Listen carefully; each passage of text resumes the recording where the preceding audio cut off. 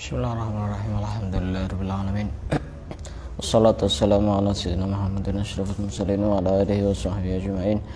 Subhanaka la ilma lana illa ma 'allamtana innaka antal alimul hakim. Wa tub 'alaina innaka antat tawwabur rahim wa taqabbal minna innaka antas samiul alim. Qala rabbi shrah li sadri wa yassir li amri wa hlul 'uqdatam min lisani yafqahu qawli.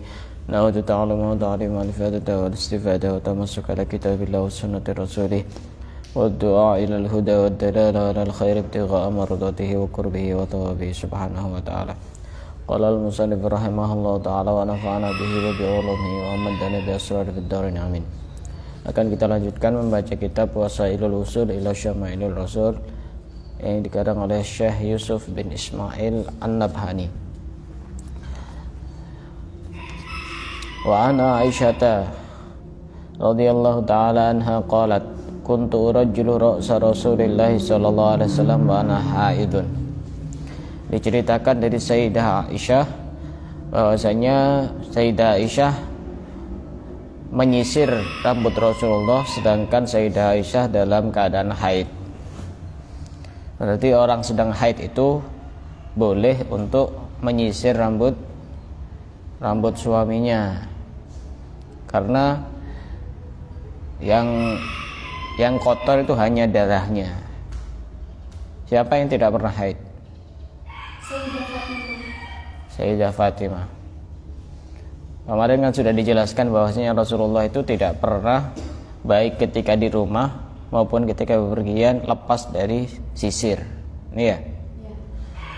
Wa kana Rasulullah sallallahu alaihi wasallam yatarajjalu ghibban ay hinan ba'da hin.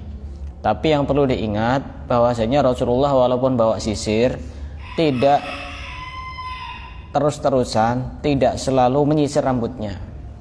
Ya kadang-kadang itu berarti apa? Kalau dibutuhkan. Jadi tidak pas kemana-mana bawa sisir, pas sering diinikan rambutnya. Tambah justru terlalu berlebihan. Ghibban itu ya kadang-kadang di satu waktu menyisir rambutnya, di waktu yang lain tidak menyisir rambutnya. Itu namanya ghibban. Kalau selalu menyisir rambutnya justru kadang menyerupai apa? Perempuan. Kalau laki-laki sering menyisir rambutnya, ya jadi kayak apa namanya? Bencong ya. Ya Rasulullah menyisir rambutnya tapi jarang-jarang kalau memang dibutuhkan. Ya memang sesuatu yang bagus itu kadang-kadang memang ada yang butuh untuk tidak terlalu sering. Misal satu hadis yang mengatakan zur ghibban tazdad hubban. Berkunjunglah jarang-jarang maka akan bertambah kecintaan. Coba ya misalnya ada teman, walaupun teman akrab, tiap hari ke rumah, kira-kira gimana? Biasa aja. Bukan, bosan gitu. Tiap hari ke rumah terus. Coba jarang-jarang, 2 minggu sekali, sebulan sekali. Jadi rasa kangennya itu beda. Tambah cinta. Apa-apa itu kalau terlalu sering itu juga kadang nggak bagus. Kecuali cari ilmu, jangan jarang-jarang. Sebulan sekali, 2 bulan sekali. Tapi sudah bagus daripada tidak sama sekali. Tapi urusan berkunjung itu bagusnya jangan sering-sering. Misal saya ada janjian ngajak ngopi sama teman gitu, tidak pas langsung tiap malam, kadang seminggu sekali, kadang 2 minggu sekali. Jadi rasanya itu enak. Coba ketemu di rumah terus, misalnya Mbak Diana ke rumahnya Mbak Eni tiap hari, nikah boleh. Ini terus. Ini bertamu apa ngerampok ini? Tak bayar, tak apa, nyari gratisan. Nah, seperti itu udah bagus. Bagusnya berkunjung itu jarang-jarang, jangan terlalu sering. Saya juga tidak suka ada orang berkunjung terlalu sering, walaupun akrab, tidak suka. Ya karena memang ini bosen kalau terlalu sering. Kecuali memang hal-hal yang memang sudah semestinya. Misalkan sholat jamaah, kok sholat jamaah sama ini terus ya, orangnya namanya mau cari pahala, Ya tidak usah dipilih-pilih. Orang cari ilmu, kok ini terus anggotanya, tidak ada yang lain. Ya tidak bisa. Berkunjung itu jarang-jarang. Silaturahim. Coba kalau orang yang rumahnya jauh ya, atau tidak begitu jauh, tidak apa-apa. Misalkan pas waktu hari raya gitu, rasanya kan beda ya, ketemu sama saudara, ketemu sama keluarga. Kenapa? Ya karena momennya jarang-jarang. Momennya jarang-jarang. Dan Rasulullah ketika menyemir rambut itu juga tidak setiap waktu, tapi di waktu-waktu tertentu yang memang dibutuhkan. Kemudian sekarang kita akan membahas tentang ubannya Rasulullah. Itu kan berhubungan dengan rambut kan ya. Menyisir kan berhubungan dengan rambut. Wa kana syaibu sallallahu alaihi wasallam fi ra'si wal lihyati syai'an qalilan nahwa sab'a asyrata sya'ratan. Apakah Rasulullah beruban? Ya, Rasulullah beruban. Para sahabat itu menghitung di kepala dan di jenggotnya itu sedikit sekali ubannya, sekitar 17 uban. Coba ya, rambut itu kan banyak. Kalau ubannya cuma 17 berarti kan cuma sedikit antara rambut dan jenggot. Ya karena memang Rasulullah itu indah. Coba seandainya sama seperti manusia biasa yang ubannya penuh di kepalanya, akhirnya apa? Akhirnya orang-orang tidak suka. Hati-hati, karena yang tidak disuka itu Rasulullah, beda kayak kita gitu loh. Jadi ubannya Rasulullah itu sedikit, sekitar 17. Teringat bulan depannya 17 Agustus ya. Nah, katanya orang itu bulan depan tuh banyak yang gratis, tes-tesan itu. Ada tes jadi polisi itu gratis, tes jadi TNI gratis, tes jadi dokter gratis, tapi daftar ke panitia karnaval.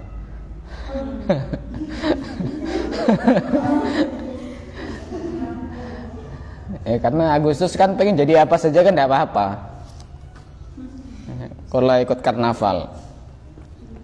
Jadi itu cuma ada 17 rambut ubannya Rasulullah ada 17. Wa qala Abu Bakar radhiyallahu taala anhu. Sayyidina Abu Bakar bertanya kepada Rasulullah, "Ya Rasulullah, qad syibta, apakah engkau beruban wahai Rasulullah?" Rasulullah menjawab, "Qala sayyabatni hudun wal waqi'ah wal mursalat wa amma yatasa'arun wa idza syamsu kuwirat." Listimali hadis suwal ala bayani ahwadil qiyamah mimma yujibu khawfahu ala ummati sallallahu alaihi wasallam. Sayyidina Abu Bakar bertanya, "Apakah engkau beruban wahai Rasulullah?" "Iya, aku beruban." Yang membuat aku beruban itu ada beberapa surat.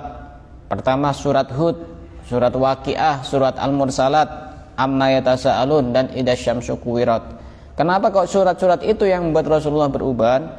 Karena surat-surat itu menjelaskan tentang keadaan hari kiamat, menjelaskan tentang orang-orang yang beruntung, orang-orang yang celaka. Sehingga apa? Sehingga Rasulullah teringat kepada umatnya. Nah, teringat kepada umatnya itu menyebabkan rambut Rasulullah itu ada yang langsung beruban, karena mikir yang terlalu kuat menjadikan lemah, sehingga sebagian ada yang beruban. Sampai sebegitunya Rasulullah itu.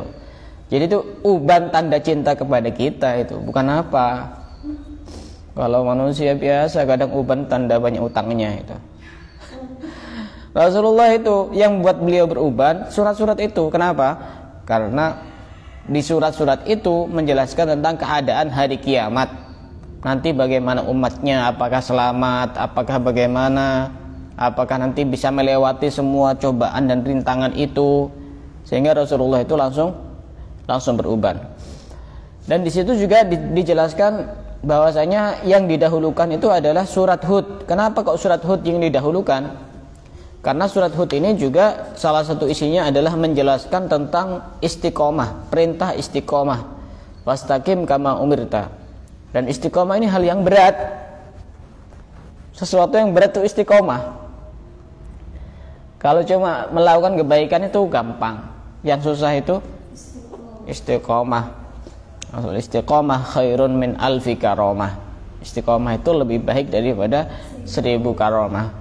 Makanya tidak perlu heran sama orang-orang yang punya karomah, punya kesaktian, punya ilmu-ilmu yang macam-macam, punya kedigdayaan, punya kekebalan. Tapi kita mestinya harus lebih heran kepada orang yang istiqomah. Orang yang punya karomah, kesaktian, tapi dia itu tidak punya keistiqomahan, tidak perlu ditiru. Tidak perlu ditiru. Orang misalkan tamunya banyak, bisa menyembuhkan banyak orang, apakah langsung ditiru? Jangan. Lihat dulu keistiqomahannya, menjaga syariat, menjaga sholat, menjaga puasa, menjaga sunnah-sunnah Rasul, itu bagaimana. Kalau dia memang benar-benar istiqomah, ya silahkan ditiru. Kalau tidak, jangan. Oh, dia bisa berjalan di atas air, ikan juga bisa. Oh, dia bisa terbang di angkasa, burung juga bisa.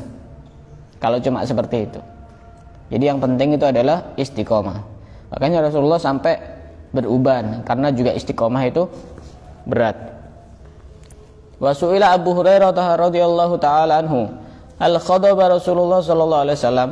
Ini Abu Hurairah yang nama aslinya siapa? Abdurrahman bin Sakhar. Pernah bertanya, apakah Rasulullah itu menyemir rambutnya? Nah, beruban tadi kan beruban. Apakah Rasulullah pernah menyemir rambutnya? Sayyidina Abu Hurairah ditanya oleh seseorang. Bukan Sayyidina Abu Hurairah bertanya kepada Rasulullah, apakah Rasulullah itu pernah menyemir rambutnya? Menyemir berarti apa? Mewarnai. Kemudian dijawab, qala na'am. Iya. Berarti menyemir rambut itu boleh, tapi nanti akan dijelaskan. Wa an Abdullah bin Muhammad bin Aqil qala ra'aitu sya'ra Rasulillah sallallahu alaihi wasallam inda Anas bin Malik makhduban. Abdullah bin Muhammad bin Aqil berkata, aku melihat rambut Rasulullah ketika bersama Sayyidina Anas bin Malik, bahwasanya rambut Rasulullah itu disemir. Rambut Rasulullah disemir. Wa fi sahihaini min turukin katsirah anna Nabiy sallallahu alaihi wasallam lam yakhdib. Tapi di dalam hadis yang lain ada riwayat yang menjelaskan bahwasanya Rasulullah itu rambutnya tidak disemir. Ini kan bertentangan. Ada yang mengatakan disemir, ada yang mengatakan tidak disemir. Walam yablugh syaibuhu awanal khidab. Dan ubannya itu memang tidak pernah sampai disemir. Wa innama khadaba man kana indahu syai'un min sya'rihi ba'da wafatihi sallallahu alaihi wasallam yakuna abqalahu. Akan tetapi Rasulullah itu menyemir rambutnya, sebagian dari rambutnya setelah wafatnya, agar terlihat lebih sama seperti yang ketika hidupnya itu. Nah, di sini ada beberapa hadis yang bertentangan seakan-akan. Tapi kemudian para ulama itu menjelaskan bahwasanya sebenarnya tidak ada hadis yang bertentangan. Sesuai dengan yang dilihat oleh para sahabat. Sahabat yang mengatakan bahwa Rasulullah itu tidak disemir rambutnya, ya karena waktu itu yang melihat itu memang Rasulullah tidak menyemir rambutnya. Dan hadis yang lain yang mengatakan Rasulullah menyemir rambutnya, ya karena waktu itu juga yang dilihat adalah Rasulullah menyemir rambutnya. Jadi sewaktu-waktu Rasulullah itu memang menyemir rambutnya, tapi kadang-kadang juga tidak menyemir rambutnya. Tapi lebih sering tidak menyemir rambutnya. Wa fi sahihaini aidan wa sunani Abi Daud an Ibnu Umar radhiyallahu taala anhuma. Anna Rasulullah sallallahu alaihi wasallam kana yusaffiru lihiyatahu bil warasi wa ja'faran. Rasulullah itu menyemir rambutnya, menyemir jenggotnya dengan warna kuning. Dengan apa nyemirnya? Dengan waros. Waros itu semacam tumbuh-tumbuhan yang warnanya kuning, yang itu ada di Yaman. Bisa digunakan untuk mewarnai rambut. Jadi Rasulullah pernah menyemir jenggotnya dengan warna kuning. Wa an Qatadah qala qultu li Anas bin Malik hal khadaba Rasulullah sallallahu alaihi wasallam qala lam yablugh dzalik. Apakah Rasulullah menyemir rambutnya? Ini Sayyidina Qatadah bertanya kepada Anas bin Malik. Anas bin Malik menjawab, qala lam yablugh dzalik, tidak pernah.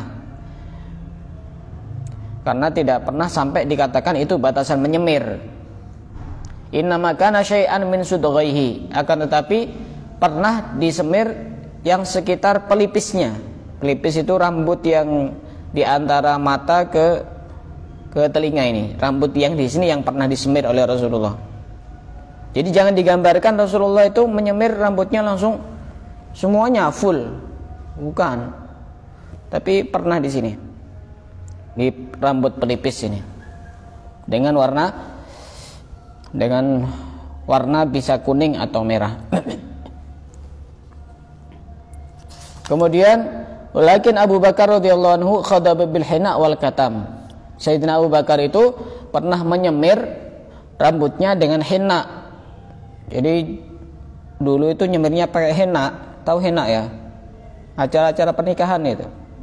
Henna. Tahu ya?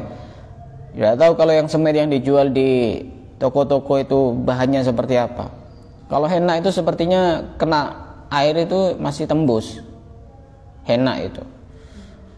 Sayyidina Abu Bakar pernah menyemir rambutnya dengan henna dan dengan katam. Kalau henna itu dia itu bisa membuat rambut itu menjadi merah. Kalau katam itu mana tadi? Yang berwarna merah tapi nanti bisa menjadi hitam. Kalau henna itu bisa mewarnai rambut sesuai dengan selera. Tapi katam itu adalah nabatun fi humrah, yaitu tumbuh-tumbuhan yang ada merah-merahnya, kemudian dicampur dengan sesuatu sehingga menjadikan hitam, tapi hitam kemerah-merahan. Wal katam nabatun fi humrah. Tapi di sini yang perlu digarisbawahi bahwasanya Sayyidina Abu Bakar tidak pernah menyemir rambutnya dengan warna hitam, karena semir rambut dengan warna hitam itu tidak diperbolehkan kecuali dalam beberapa kondisi. Tidak boleh nyemir rambut dengan warna hitam kecuali dalam beberapa kondisi. Pertama, disuruh suaminya atau disuruh istrinya. Tidak apa-apa.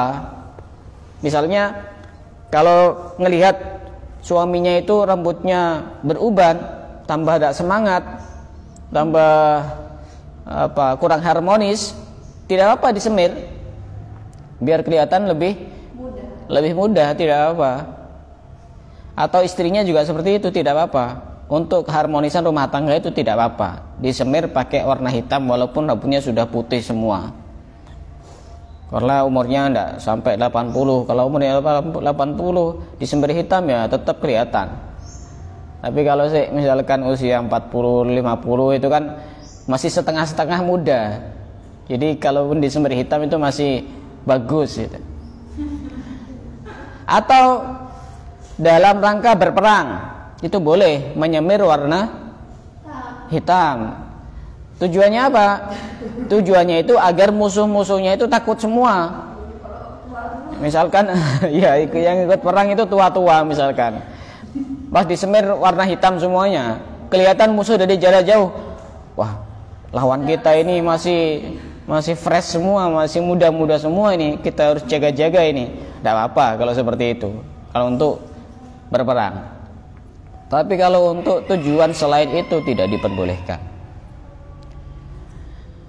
Wa qala an-Nawawi al-mukhtaru annahu sabaghahu fi waqtin wa tarakahu fi mawdham.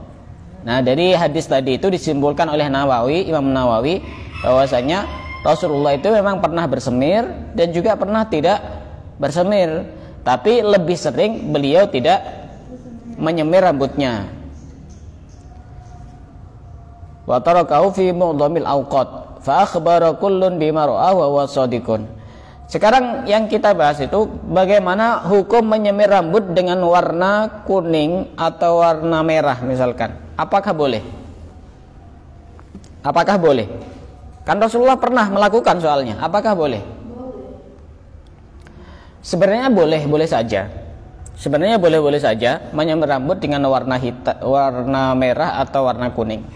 Tapi sekarang nyemir rambut itu sudah menjadi kebiasaan orang-orang fasik. Betul ya? Coba yang nyemir rambut itu rata-rata orang nakal apa orang yang tidak nakal? orang nakal, preman-preman, anak-anak jalanan, anak-anak pang, anak apa ya, walaupun mereka di balik itu semua ya pasti ada hati yang baik juga. Nah ini kan menjadi dilema. Oh kita ngikuti sunnah, padahal sunnahnya sudah diambil alih oleh mereka-mereka yang fasik. Fasik itu orang yang pernah melakukan dosa besar atau terlalu sering melakukan dosa kecil, itu namanya fasik. Apakah boleh?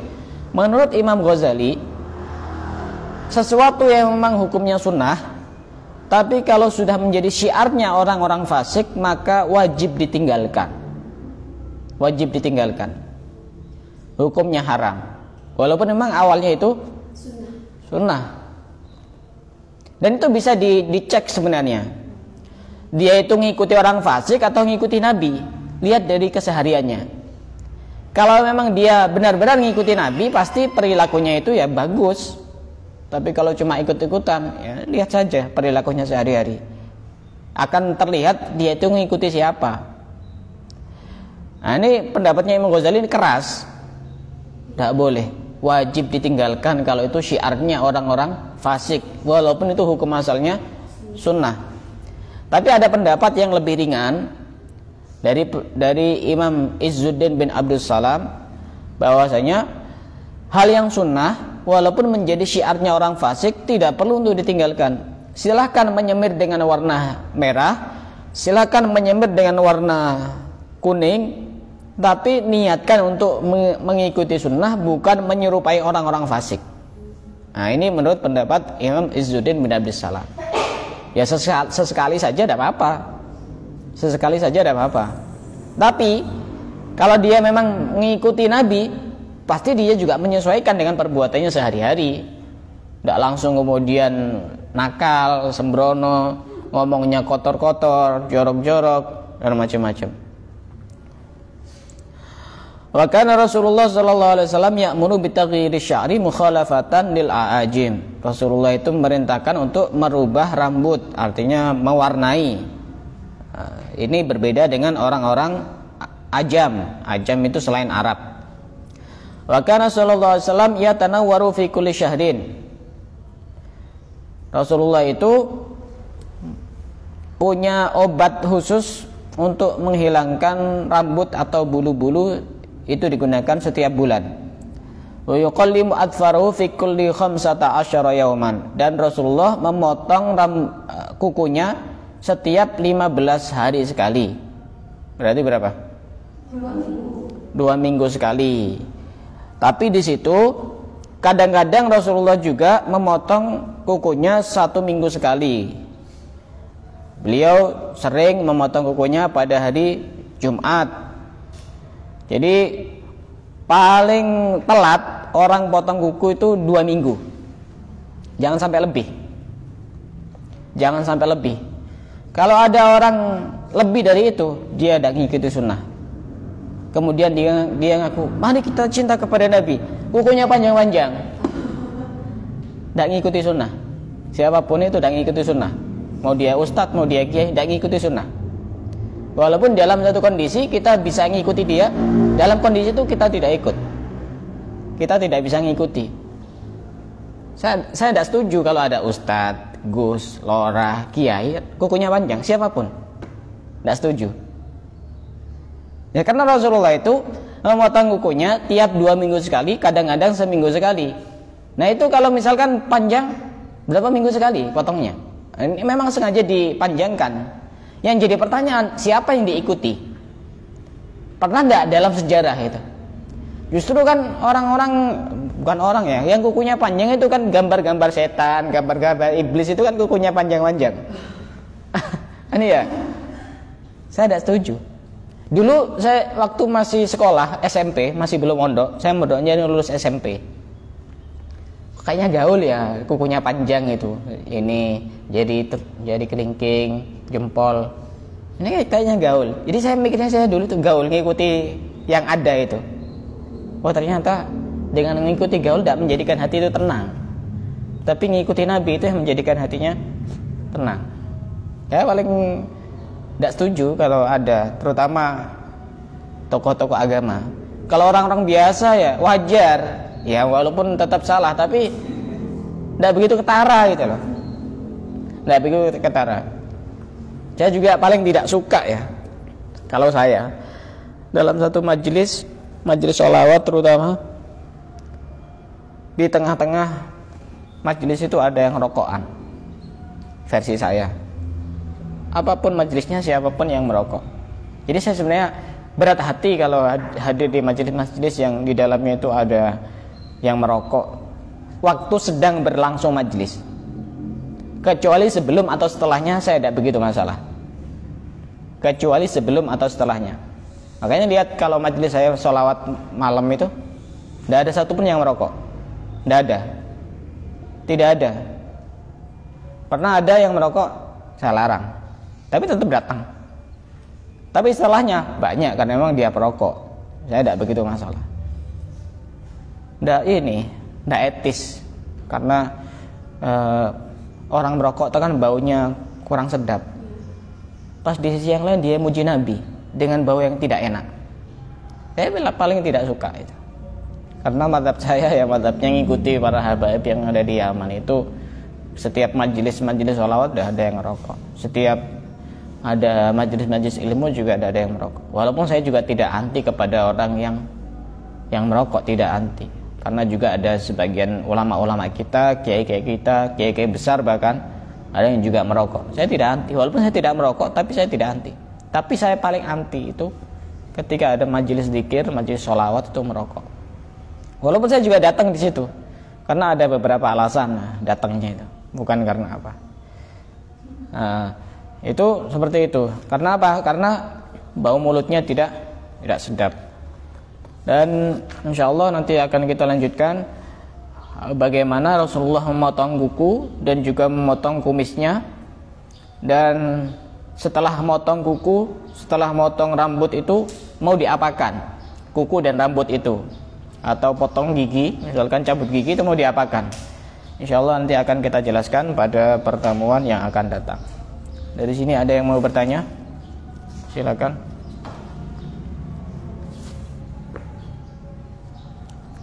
Jadi tidak usah motongkan, tidak usah manjangkan kuku. Kalau menurut saya tidak usah manjangkan kuku, karena saya masih sampai saat ini masih belum menemukan dalil kesunahan memanjangkan kuku. Atau minimal ada ulama yang memanjangkan kuku, masih belum nemu dalilnya sampai saat ini. Tidak tahu kalau ada dalil-dalil lain. Kalau saya sendiri masih belum pernah menemukan. Ada yang mau ditanyakan? Tidak ada? Wallahu a'lam bishawab.